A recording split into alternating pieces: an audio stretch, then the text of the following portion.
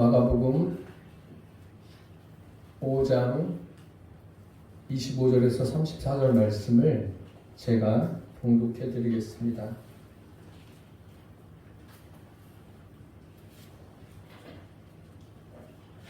열두해를 혈루증으로 알아온 한 여자가 있어 많은 의사에게 많은 괴로움을 받았고 가진 것도 다 허비하였으되 아무 효험이 없고 도리어 더 중하여졌던 차에 예수의 소문을 듣고 무리 가운데 끼어 뒤로 와서 그의 옷에 손을 대니 이는 내가 그의 옷에만 손을 대어도 구원을 받으리라 생각함일러라. 이에 그의 혈루 근원이 곧 마름에 병이 나은 줄을 몸에 깨달으니라. 예수께서 그 능력이 자기에게서 나간 줄을 곧 스스로 아시고 무리 가운데서 돌이켜 말씀하시되 누가 내 옷에 손을 대었느냐 하시니 제자들이 여짜오되 무리가 에워싸 미는 것을 보시며 누가 내게 손을 대었느냐 물으시나이까 하되 예수께서 이 일 행한 여자를 보려고 둘러보시니 여자가 자기에게 이루어진 일을 알고 두려워하여 떨며 와서 그 앞에 엎드려 모든 사실을 여쭈니 예수께서 이르시되 딸아 내 믿음이 너를 구원하였으니 평안히 가라. 내 병에서 놓여 건강할지어다. 아멘. 마가복음 5장 25절에서 34절 말씀으로 올바른 만남, 이러한 제목으로 함께 은혜를 나누겠습니다. 한평생을 살면서 누구를 만나느냐 하는 것은 참 중요합니다.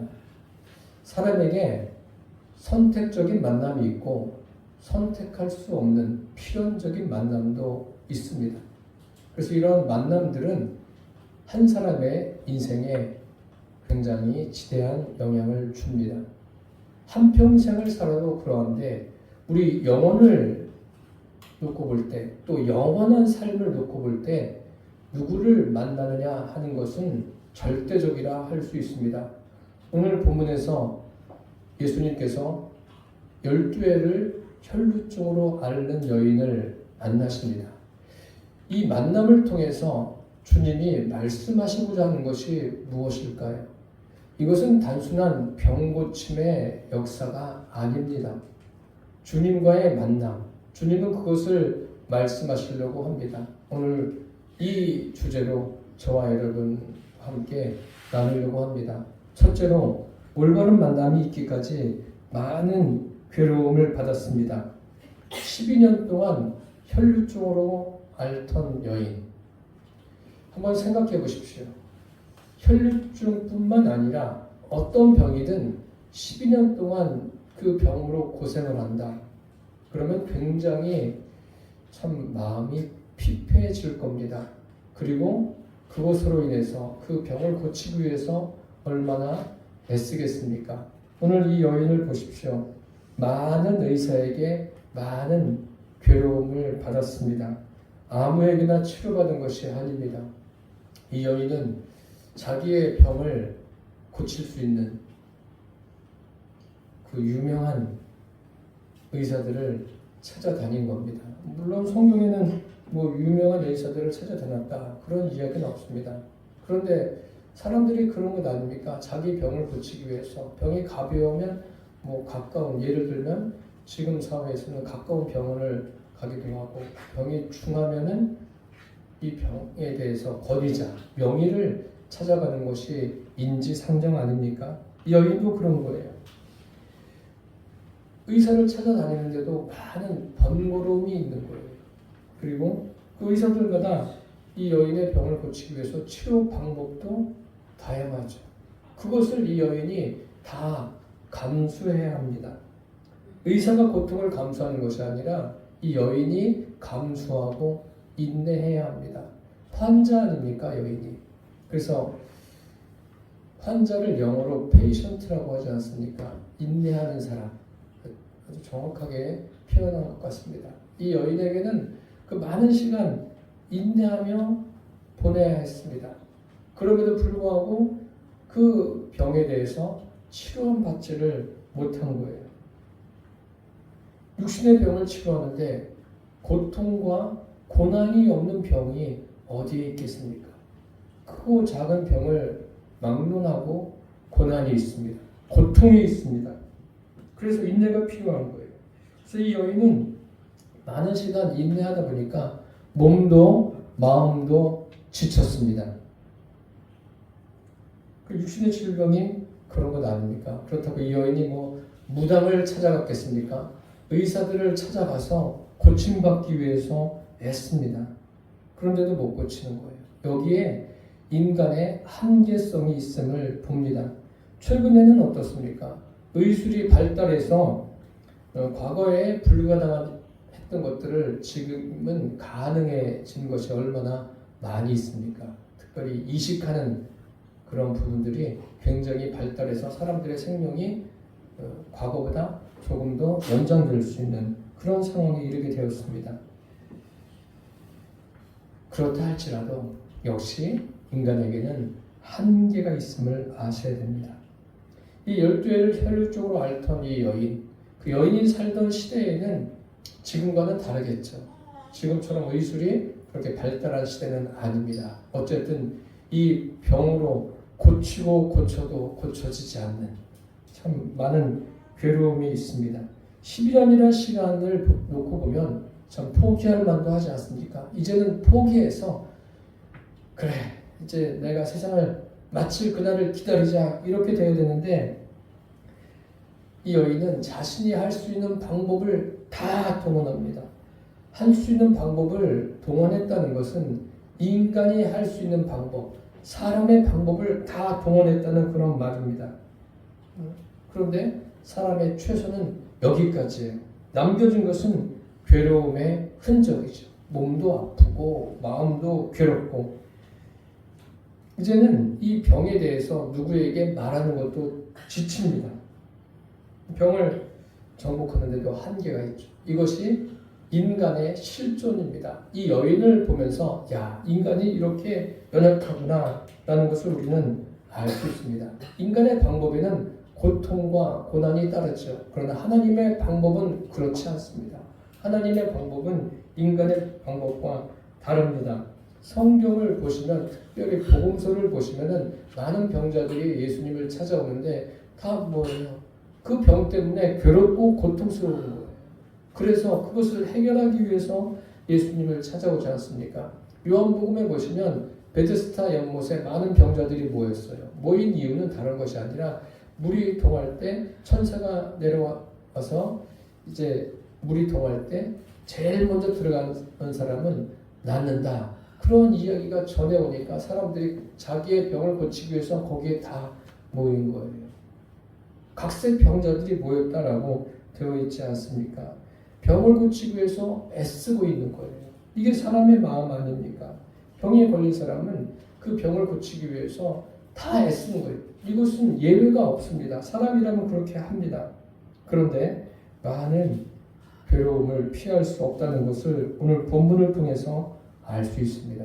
이 여인이 참 많은 괴로움, 또 이 혈류병 같은 경우에는 그 당시에 피가 나는 거 아닙니까? 유출되는 거 아니에요. 그것은 참 이스라엘 문화에서는 견디기 힘든 거예요. 그 여인을 부정한 여인으로 보니까 더 힘든 거죠. 다른 사람의 시선도 굉장히 괴로운 겁니다. 여기에 한 가지 이 여인을 더 압박하는 게 있었습니다. 그것이 무엇이죠? 가진 것을 다 허비했습니다. 요즘처럼 우리나라처럼 대한민국처럼 보험제도가 잘 돼 있는 경우라면 조금 나을 텐데 이 여인이 살던 시대에 그런 게 있었겠습니까? 다 허비한 거예요. 다 허비했어요. 자기 소유를 아까워하지 않는 거예요. 소유가 무슨 소용이에요? 그 소유를 바꿔서 생명을 살리는 게 중요하지 않습니까? 다 허비했어요. 그런데 허비했는데 여전히 뭐예요? 남은 것은 괴로움입니다. 그래서 오늘 본문 말씀에 많은 의원에게 많은 괴로움을 받았고 가진 것을 다 허비했다라고 되어 있습니다. 그 결과가 뭡니까? 다 허비한 결과에 대해서 뭐라고 말하고 있습니까? 아무 효험도 없고 도리어 더 중하여졌다라고 되어 있습니다.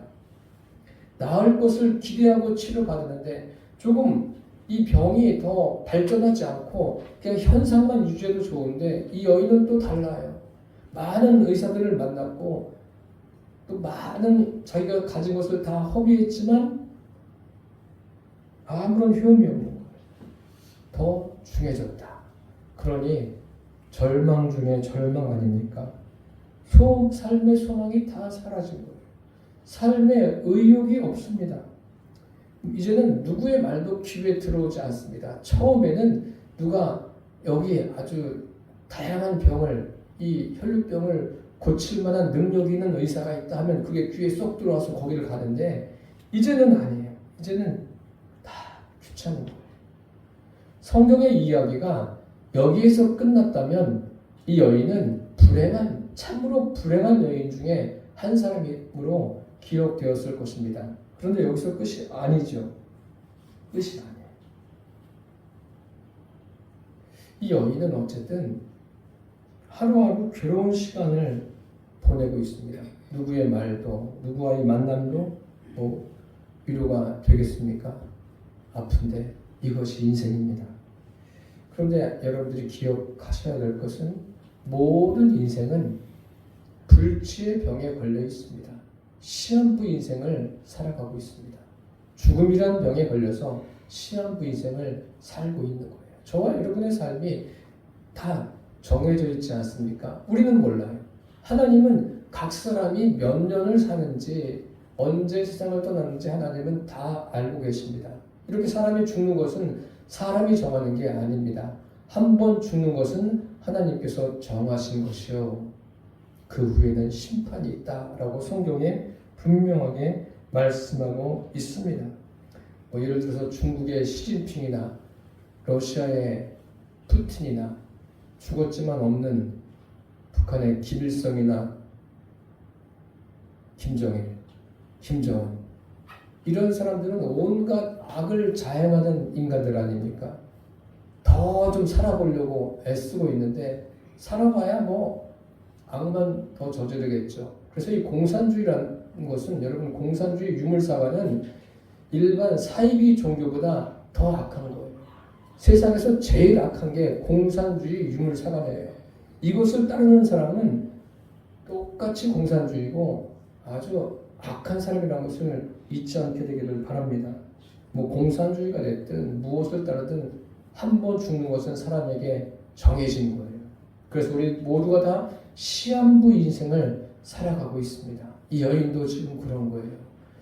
12년 동안 많은 의사에게 많은 괴로움을 받았고 가진 것도 다 허비했는데 아무 효험도 없고 도리어 더 중해졌습니다.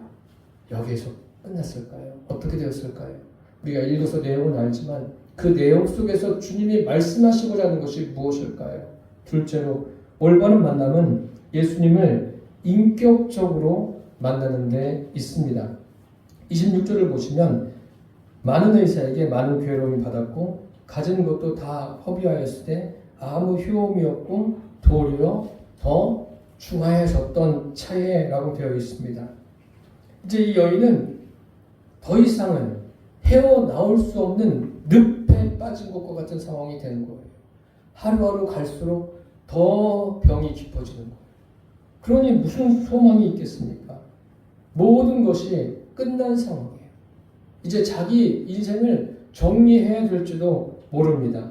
그런데 성경은 어떻게 기록되어 있습니까? 그러던 차에라고 되어 있습니다.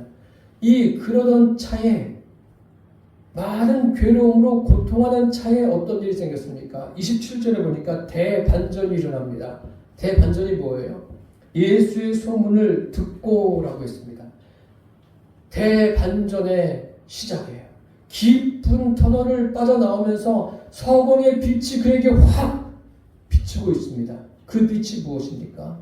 예수의 소문입니다. 이 한마디가 인생에게 가장 기쁜 소식이고 이 여인을 살리는 소식입니다. 그야말로 생명의 소식이죠. 요즘에는 참 거짓말하는 사람들이 갈수록 늘어나는 것 같아요. 매스컴에 보면 이놈도 거짓말하고 저놈도 거짓말하고 거짓말 안 하는 놈들이 없습니다. 죄송합니다. 설교 시간에 이런 표현을 해서 참 답답한 세상이에요. 그래서 우리는 이 나라와 민족을 위해서 오직 주님 앞에 기도해야 할 따름입니다. 주님께서 이 나라를 굽어보시고 이 나라에 긍휼을 베풀어 주셔야 합니다. 이 여인도 마찬가지예요. 예수님에 대한 소문을 듣습니다. 이게 언제 들린 거죠? 언제 이 소문이 들려온 겁니까? 예수님은 계속 활동을 하고 계셨어요. 공생의 활동을 하고 계시는데 언제 들린 거예요? 많은 의원에게 많은 괴로움을 받고 있던 것을 가지고 있는 것을 다 허비하고 오히려 아무 효험도 없고 병이 더 중해졌을 때 끝이 아니라 예수의 소문을 들었습니다. 아무런 소망이 없을 때 예수의 소문을 들었습니다. 이미 많은 괴로움으로 이 여인의 심령이 마음이 깨어진 거예요. 마음이 단단해진 게 아닙니다. 사람은 두 종류예요. 인생의 고통을 당할 때 마음이 깨어지는 사람이 있는가 하면 마음이 그냥 돌보다 쇳덩어리보다 더 단단해지는 사람이 있어요. 실제로 성경에 보십시오. 출애굽기를 읽어보시면 애굽왕 바로 같은 경우에는 하나님께서 그 애굽에 다양한 재앙을 내리시지 않습니까? 그게 은혜예요. 재앙이 임하는 게 은혜입니다. 하나님이 누구신가를 알고 돌아오라는 하나님의 사인이에요. 그것을 모르고 마음이 어떻게 돼요? 갈수록 재앙을 경험하면 경험할수록 자기 장자가 죽었는데도 마음이 그냥 단단해졌어요. 돌같이. 애굽왕 바로는 그러했는데 이 여인은 어떻습니까? 여인은 병으로 인해서 괴로움을 겪을수록 여인은 마음이 깨어진 거예요. 애굽왕 바로는 어리석은 사람이에요. 세상에 제일 어리석은 사람이 누군지 아십니까? 애굽왕 바로는 세상에 권력을 다 갖고 있죠. 돈도 자기 마음대로 쓸 만큼 갖고 있죠. 얼마나 자기가 돈을 갖고 있는지도 몰라요. 그리고 자기가 하고 싶은 대로 다 할 수 있는 사람이에요. 그런데 그 마음에 하나님이 없어요. 이런 사람이 세상에서 가장 미련하고 어리석은 사람이에요. 세상 사람들은 그렇죠. 돈 많으면 최고야. 권력이 있으면 최고야. 명예가 있으면 최고지. 자기 마음대로 다 할 수 있으면 최고지. 아니라니까요. 그 마음에 하나님이 없으면 하나님은 평가하세요. 너는 어리석은 사람이야. 아무런 희망이 없는 거예요. 이런 사람에게. 그런데 이 여인을 보십시오. 병을 통해서 괴로움은 있지만 자기 마음이 깨어진 거예요. 마치 사도 바울과 같은 마음이 된 겁니다. 예수의 소문을 듣고 무엇을 갖게 됩니까? 구원의 믿음을 갖게 되었습니다. 구원의 믿음 하니까 사람들은 이런 본문들을 보면 자꾸 병고침만 생각하는데 사실 병고침은 중요하지 않습니다. 여러분 그걸 아십시오. 복음서에서 주님이 병고치는데 병고침이 중요한 게 아니라 그 병고침을 통해서 말씀하시는 주님의 말씀이 중요하고 주님께서 하시고자 하는 것이 중요한 거예요.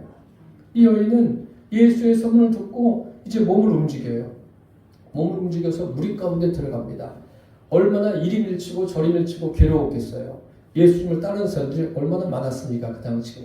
그런데 이 여인이 무슨 생각을 합니까? 예수님을 만나야 되겠다는 그런 마음뿐이에요. 그래서 계속 밀치고 밀려서 예수님께 갑니다. 가서 어떻게 해요? 옷자락을 스치든지 잡든지 하는 거예요. 예수님의 옷자락을. 왜 그랬을까요? 여인의 마음속에 어떤 생각이 들었냐면 내가 예수님의 옷자락만 만져도 내 병이 나을 것이다. 이런 생각이 든 거예요. 아니 많은 의사들에게는 돈을 갖다 주면서도 병을 고치려고 했는데 고치지 못했는데 예수님의 옷자락은 뭐예요? 손만 대면 되는 거예요. 이 생각이 이 여인에게 확 들어찬 거예요. 되자마자 어떤 일이 생겼습니까? 성경에 보니까 혈루 근원이 곧 말랐다고 했어요. 병이 나은 줄 깨달은 거예요. 할렐루야. 우리가 얼른 보면 병 치료를 세상에 지금은 의술이 발달해서 뛰어난 의사들이 고치지 그렇게 말합니다. 맞습니다. 맞는데 거기에 한 가지 빠진 게 있어요. 병은 물론 의술이 발달해서 의사가 의료 행위를 통해서 우리 몸에 불필요한 것들을 제거하기도 하고 또 잘못된 것을 바로 잡기도 하죠. 하지만 그것을 낫게 하고 치료하고 회복하시는 분은 하나님이십니다. 작은 병이라도 하나님의 역사 없이 되는 것은 절대로 없습니다. 하나님이 하시는 거예요.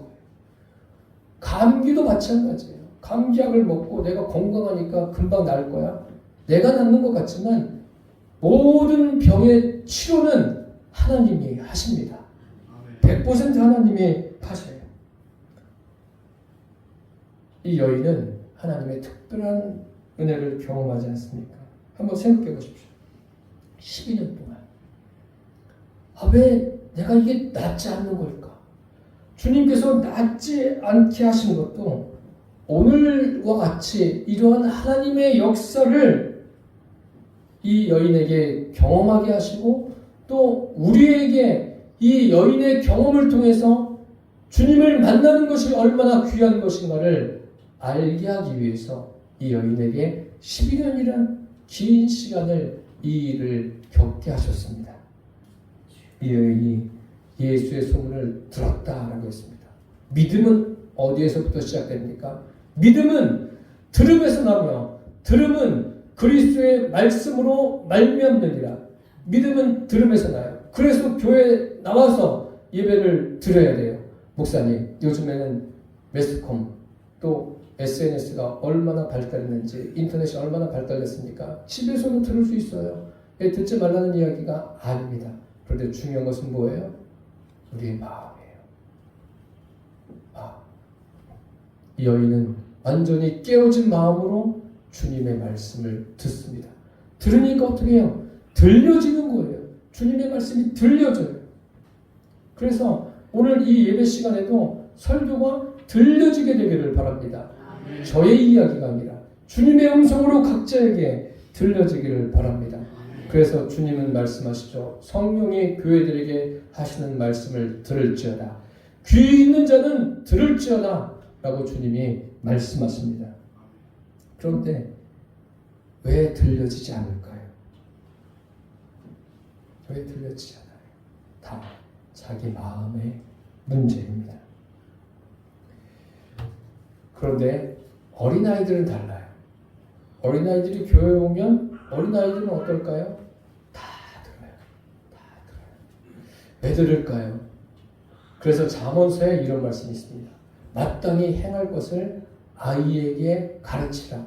그러면 늙어도 그것을 떠나지 않는다. 아이에게 가르치라. 아이들은 말하면 있는 그대로 들어요. 그래서 성경에 어린아이 같은 마음을 가지라는 말씀이 그런 거예요. 어린아이처럼 말씀하실 때 내가 있는 그대로 성경을 읽을 때도 주님 말씀하신 그대로 다 받아들이는 거예요. 이것이 중요해요. 이것이 교육이에요.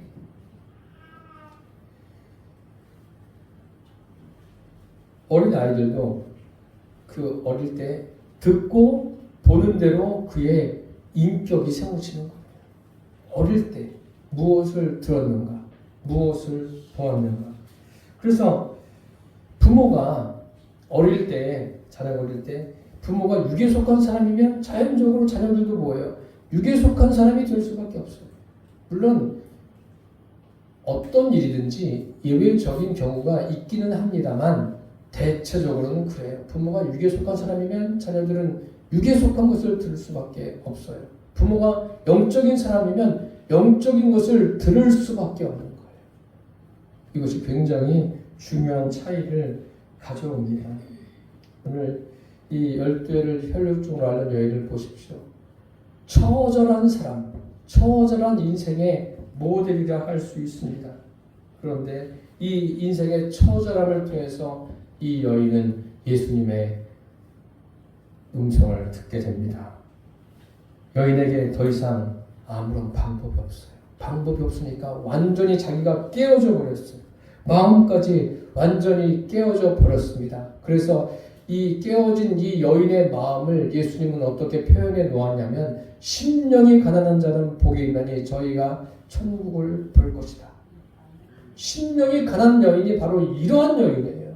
심령이 가난하니까 예수의 소문이 들려오는 거예요. 심령이 가난해지고 깨지니까 하나님의 말씀이 들리는 거예요. 하나님의 말씀이 들리지 않는 것은 목회자가 뭐 잘못 이야기해서 그런 경우도 간혹은 있겠지만 대체적으로는 다른 문제가 아니라 나의 문제예요. 이 여인은 예수님에 대한 소식을 들었습니다. 그런데 기억하셔야 될 것은 다른 사람들, 그 주변에 있는 많은 사람들이 들은 것과는 또 달라요. 그리고 예수님 앞에 왔어요. 왔는데 많은 사람을 비집고 오면서 예수님의 옷에 손을 댔어요. 생각해 보십시오. 상식적으로. 예수님의 옷에 손댄 여인, 이 한 사람만 예수님의 옷에 손을 댔을까요? 예수님께서 여인이 예수님의 옷에 손을 댄 후에 갑자기 가시다가 발걸음을 멈추세요. 왜 멈추셨을까요? 성경에 보니까 능력이 자기에게서 나간 줄 아시고 말씀하시죠. 누가 내 옷에 손을 대었느냐. 그러니까 뭐 제자들은 대었느냐 말씀이 떨어지자마자 그냥 예수님 보십시오. 벌써 사방에서 예수님을 밀고 있는데 왜 그런 말씀을 하십니까? 예수님의 옷에 손을 댄 사람들이 한두 사람이 아닙니다. 그렇게 이야기했을 거예요. 생각해 보십시오. 이 여인의 만짐과 많은 사람들의 만짐과는 차이가 있어요. 많은 사람들도 예수님을, 어떤 사람은 예수님의 등을 막 밀었을지도 몰라요. 왜요? 자기들도 등 떠밀려서 지금 가고 있습니다. 그런데 많은 사람이 만졌음에도 불구하고 예수님은 이 여인에 대해서만 지금 말씀하고 계신 거예요. 누가 내 옷에 손을 대었느냐. 다른 사람의 만짐과는 입장이 다른 사람이 있다라고 말씀하시는 거예요. 입장이 다른 거예요. 우리가 인생에서 많은 고난을 당합니다. 고난 당할 때 우리는 괴롭죠. 괴로워서 그냥 어딘가 풀고 싶어가지고 뭐 이야기도 하기도 하고 또 여러 가지 행동을 취하기도 하지 않습니까? 그것도 도움은 되겠죠. 도움은 되지만 절대로 불평하거나 원망하지 않기를 바랍니다. 이 여인 보십시오. 고난, 왜 이 여인에게 이런 고난이 주어졌을까요? 하나님께서 이 여인의 심령을 깨트려서 하나님의 말씀이 들려지게 하고 그것으로 끝나는 것이 아니라 주님을 만나게 하기 위해서 이 여인이 이러한 일을 겪게 하신 거예요. 무슨 말씀인지 이해가 되십니까? 그래서 지금 현재 저와 여러분이 겪는 어떤 일이라도 그것은 불평거리가 아니라 내 심령이 깨어지는 시간으로 만드시기를 바랍니다. 내 심령이 깨져야 돼요. 다져져야 돼요. 깨어져서 하나님의 말씀이 들려오고 주님을 만나셔야 돼요. 이것이 주님이 원하는 거예요. 거기 많은 사람이 만졌는데 주님의 은혜를 경험한 사람은 이 여인뿐이에요. 제자들도 경험하지 못했어요. 다시 말씀드리면 이 여인은 예수님을 만난 사람이라는 거예요. 그럼 다른 사람들은 뭐예요? 다른 사람들은 구경꾼이에요. 구경꾼. 여러분들은 이 예배드리는 이 시간이 구경꾼이 되지 않기를 바랍니다. 교회도 구경꾼이 무수히 많습니다. 죄송한 말씀이지만 구경꾼들 많아요. 그런데 구경꾼 되지 마십시오. 예배드리는 이 시간이 주님을 만나는 시간 되기를 바랍니다. 목사인 저도 마찬가지예요. 설교를 준비해 와가지고 설교하는 게 끝이 아니에요. 설교하면서도 이 설교 속에서 저 개인적으로도 주님을 만나는 것이고 여러분 설교를 들으면서 주님을 만나게 되기를 바랍니다. 이 여인은 구경꾼이 아니에요. 다른 사람들은 예수님의 겉모습만 봐요. 아, 저분이 그렇게 능력이 많은 분이야? 능력을 행하는 사람이야? 라고 서로 그냥 수근수근대며 이야기하지만 이 여인은 아니에요. 여인은 예수님을 만난 사람이에요. 실제적으로 만난 사람입니다. 옷을 만질 때 분명한 목적을 가지고 만진 거예요.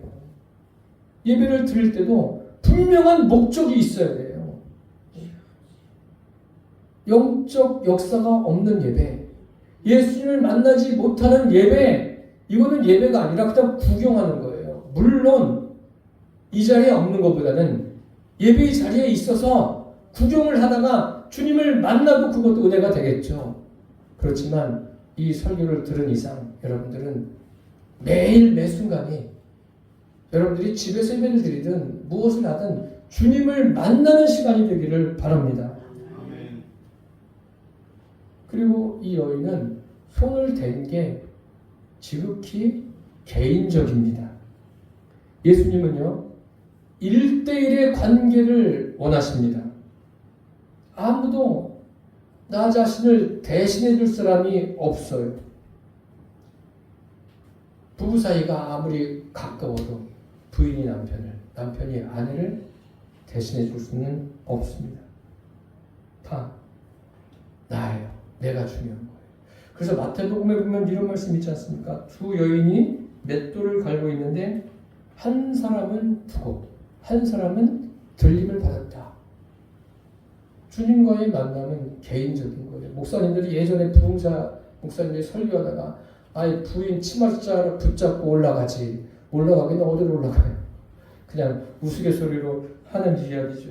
이 말이 무슨 뜻입니까? 주님과의 관계는 1대1 개인적인 거예요. 개인적인 거.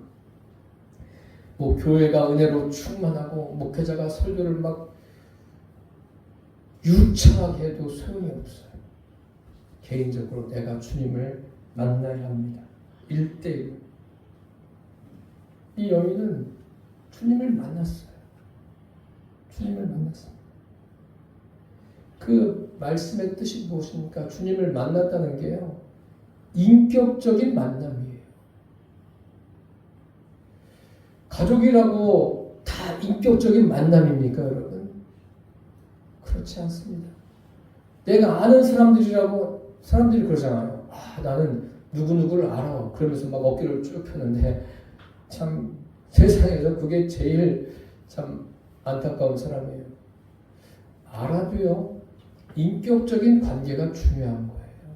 예수님을 이 머릿속으로만 아는 게 아니라 실제적으로 성령님이 내 안에 계신 것을 실제로 믿고 그분과 날마다 인격적인 교제 가운데 살아가는 것이 그것이 예수님과의 실제적인 만남입니다. 그런 것이 없으면 예수님과 아무런 관계가 없는 거예요. 그런 사람에게는 주님의 은혜도 임하지 않아요. 아무런 역사도 일어나지 않습니다. 그렇기 때문에 예수님께서 성경에 보십시오. 사도 바울을 부르실 때 어떻게 부르십니까? 그의 전 인격을 다 부르시는 거예요. 그의 전 인격을 주님이 원하시는 거예요. 주님께서 저와 여러분에게 원하시는 게 뭐예요? 뭐 열심히 봉사하고 주님 앞에 열심히 다양하게 하는 것을 원하시는 게 아니라 주님과의 관계 속에서 1대1로 만나기를 원하시고 인격적으로 만나기를 원하십니다. 그 만남을 우리에게 보여주는 사람이 12회를 혈육적으로 앓는 여인입니다. 이 여인만 예수님을 그렇게 만나는 것이 아니라 이 여인의 이 사건을 통해서 저와 여러분의 믿음을 점검해 보시고 우리도 주님과 1대1의 관계 속에서 인격적인 만남 가운데 살게 되시기를 축복합니다. 아울러서 그것이 성경에서 말씀하는 믿음이에요.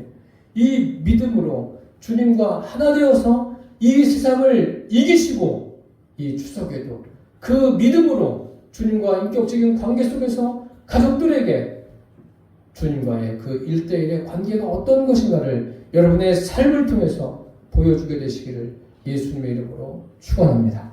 기도하겠습니다. 살아계신 주님, 12해를 혈류증으로 앓는 여인을 통해서 주님께서 우리에게 말씀하시고자 하는 것이 무엇인가를 깨닫게 해주셔서 감사합니다. 주님과의 올바른 만남입니다. 1대1의 만남이요 인격적인 만남임을 알게 해주셔서 감사합니다.